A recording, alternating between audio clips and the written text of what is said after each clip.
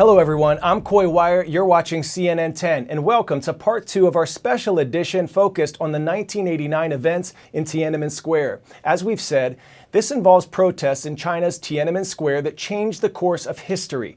Tiananmen Square is located in the center of the Chinese capital of Beijing. In 1989, after several weeks of demonstrations by students and other citizens calling for a more democratic government, Chinese troops entered the square on June 4th and fired on civilians. It's estimated that several hundred to thousands were killed and as many as 10,000 people were arrested. Accounts of the massacre are still censored in China today.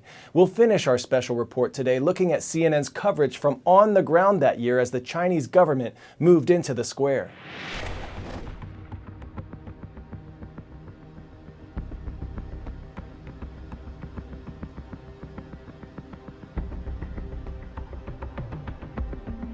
We are afraid of nothing, neither shedding blood, nor giving our lives, nor anything.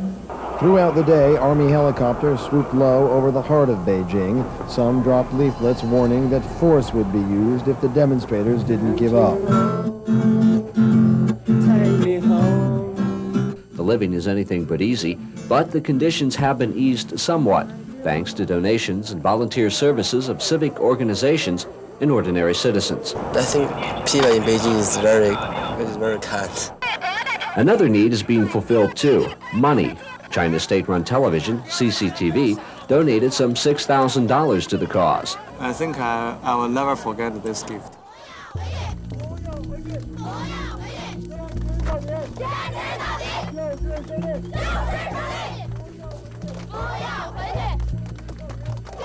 The official press stressed that the army was being deployed because Beijing had fallen into chaos. Earlier in the day, protesters again set up roadblocks and barricades to prevent the troops from moving in.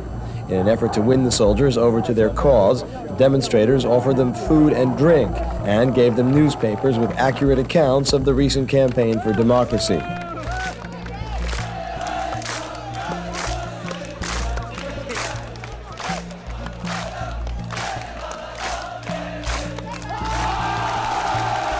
And there were growing indications these efforts were paying off, with persistent reports that many in the military were reluctant to use force against their own people, and that the senior leadership of the armed forces was divided over whether to follow the government's orders.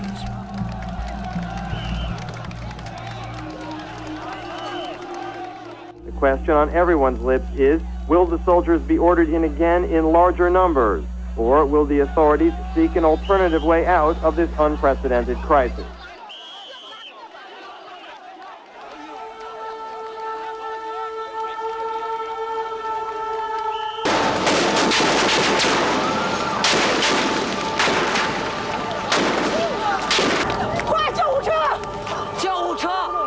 Tanks, armored personnel carriers, and troop trucks came rumbling down Chang'an Boulevard towards Tiananmen Square.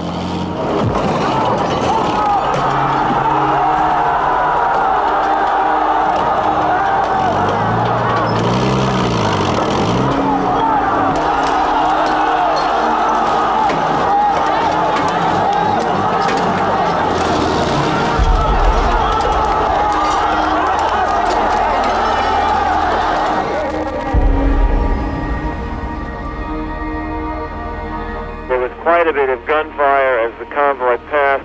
The crowds that were still in the streets scattered in panic. Some of the crowds went back out on the streets, and they are now burning a bus at an intersection near Tiananmen Square in a gesture of defiance.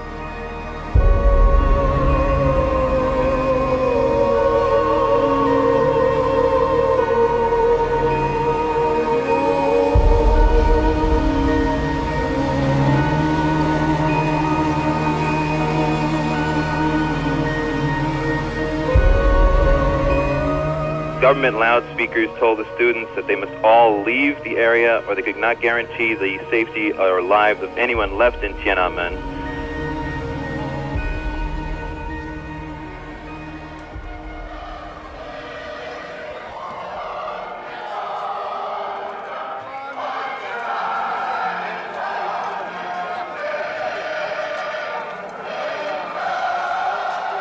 We have had reports that there were some students left in the center of the square, but the impression we had is that however defiant their attitude may be, they're essentially prisoners. They're simply there awaiting their fate.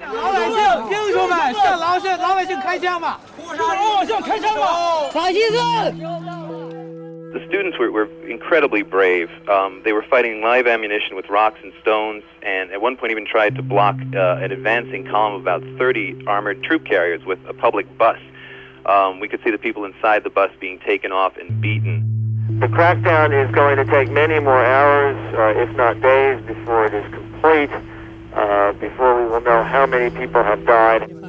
How do you feel right now? Feel right now? I'm very angry.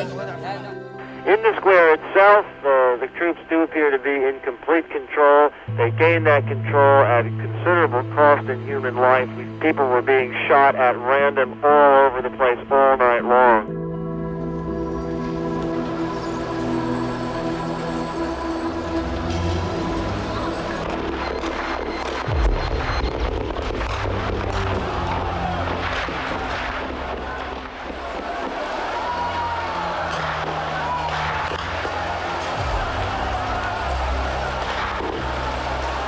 As soldiers terrorized the tense and chaotic capital with random shooting of unarmed civilians on Monday, reports of a split in the military leadership grew more persistent. Guys,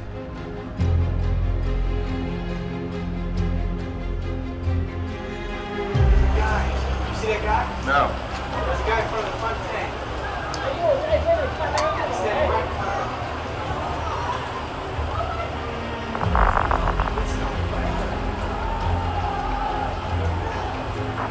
He's climbing it. He's climbing on.